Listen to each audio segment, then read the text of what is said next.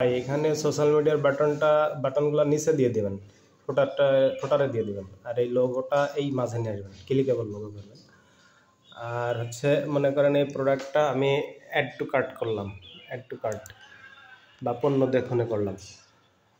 দেখনে করলাম, এখানে সবই ঠিক আছে। আপনার এখন যদি আমি দেখেন এইখানে হোভার করলে এই অ্যারো চিহ্নটা আসছে, তাছাড়া আসছে না। এটাকে অটোমেটিক থাকলে ভালো হতো, নাহলে মনে করেন দেখে বোঝা যাচ্ছে এখানে এটা চেঞ্জ করা যাবে কিনা। যখন কি মাউস নিয়ে যাচ্ছি তখন এটা চেঞ্জ করার আসছে। এটা যদি দেখা যায় তো অ্যারো চিহ্নটা সবসময় ভালো হতো। অ্যাড টু কার্টে যদি করে,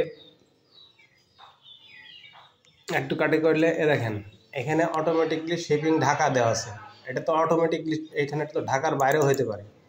এখন চেঞ্জ অ্যাড্রেসে গেলে তারপর এটা চেঞ্জ করা যাবে না। ভাই আমাদের এটা দরকার নেই, আমাদের এখানে ফর্মটা থাকবে, এখানে দামটা থাকবে, বা এই জিনিসটা এখানে থাকবে না।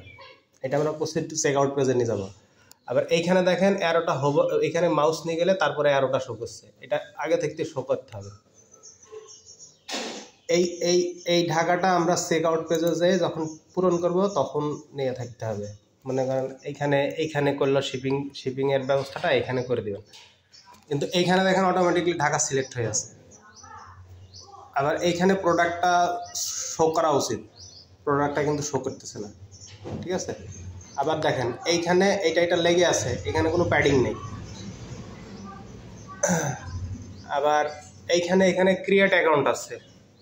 আমি বলেছিলাম ভাই এই চেক আউট পেজটা হলিগিফটের মতন করতে, আর দরকার হয় ওই যে বিষয়টা বলছেন যে আপনাদের প্রসেসটা এর সাথে অটো, তো আমাদের একটা ল্যান্ডিং পেজ করে দেন, যাতে আমরা চেক আউট পেজে, অর্ডার পেজে এখানে আমরা ইমেজ, এখানে 2-3টা ইমেজ বসায়, তারপরে চেক আউট ফর্মটা দিয়ে আমাদের পণ্যটা দেখে এখানে চেক আউট করে দিতে পারি। আর হোম পেজে যে আরেকটা বিষয় আছে সেটা হচ্ছে এই যে এইটা ডেভেলপমেন্ট বাই এটা উঠাই দিবেন। আর ব্লগেরটা দেখি, আবার এটাকে এখানে check out add to cart পেজে যখন চেঞ্জ সিটি ক্লিক করতেছি, এখানে দেশ এটা আসছে। এটা শুধু এটা থাকবে না, এখানে লিখে দিবেন যে থাকুক, তাতে কোনো সমস্যা নেই। সিটি দরকার নেই, আমাদের মূলত ফোন নাম্বার দরকার। এখানে কোনো ফোন নাম্বার নেই, এই জিপ কোড লাগবে না, আমাদের ফোন নাম্বার দরকার, এটা নাই।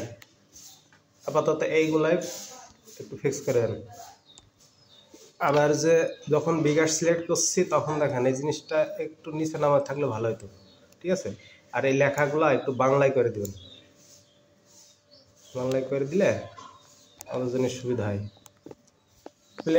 অর্ডার প্লেস করার পরে দেখেন নাম, ফোন নাম্বার, অ্যাড্রেস দেওয়ার পরে যখন অর্ডার প্লেস বাটনে ক্লিক করলাম, দেখেন অর্ডার হচ্ছে না। Please enter an address to continue. দেখেন আবার ঢাকা বাংলাদেশ,